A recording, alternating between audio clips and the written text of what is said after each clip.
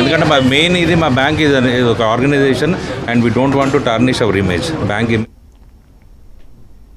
మెదక్ జిల్లా కౌడపల్లి మండలం కూకట్లపల్లి గ్రామంలో ధాన్యం కొనుగోలు సెంటర్ను జిల్లా అదనపు కలెక్టర్ వెంకటేశ్వర్లు పరిశీలించారు.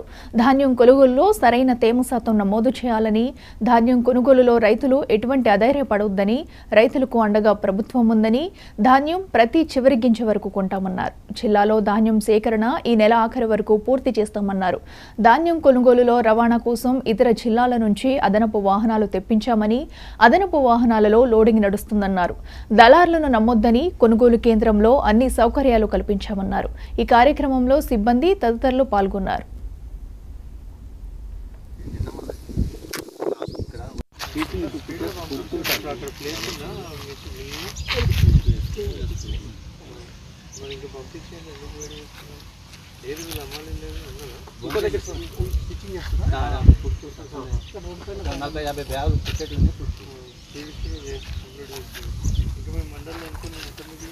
ఒక రెండే విలేజ్ సార్, ధర్మారం ఒకటి ఉంది, రాయలపూర్ ఒకటి ఉంది సార్.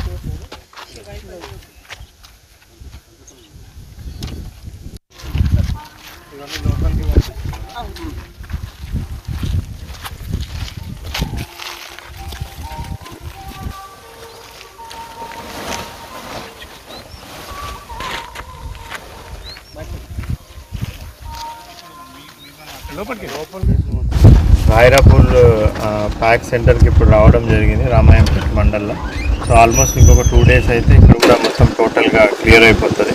సో లాస్ట్ టైం మనం చూసినట్టయితే మేము 1,50,000 వరకు ప్రొక్యూర్ చేసుకున్నాం, 1,50,000 మెట్రిక్ టన్స్.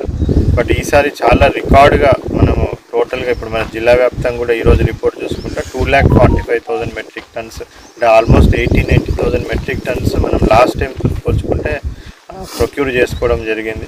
మరి దానికి ప్యాక్ సిబ్బంది కానివ్వండి, ఐకేపీ సిబ్బంది కానీ, revenue department, civil supplies department, so అందరూ కూడా కలిసి చాలా పెద్ద ఎత్తున స్పీడప్ చేయడం వల్లనే ఇంత పెద్ద ఫీట్ మనం అచీవ్ చేయడం జరిగింది. సో అదేవిధంగా ఇప్పుడు మనం పెట్టుకున్న ఏమైందంటే నెక్స్ట్ ఒక 1 week లోపల మొత్తం అన్ని ఏవైతే మనం లాస్ట్గా ఉన్నాం ఇప్పుడు టోటల్గా మనం ఒక 2,70,000 మెట్రిక్ టన్స్ వస్తుందని ఎక్స్పెక్ట్ చేస్తూ ఉన్నాం. 1,45,000 to 50,000 వరకు ఇప్పుడు ఆల్రెడీ అయిపోయింది. ఆ మిగిలిన 20,000-25,000 మెట్రిక్ టన్నులు కూడా ఈ నెక్స్ట్ 1 weekలో మొత్తం పూర్తి చేయడానికి అన్ని ఏర్పాట్లు చేసినాం. రాయరాపూర్ ప్యాక్ సెంటర్కి ఇప్పుడు రావడం జరిగింది రామాయంపేట మండల్లో. సో ఆల్మోస్ట్ ఆదిలాబాద్ పట్టణంలోని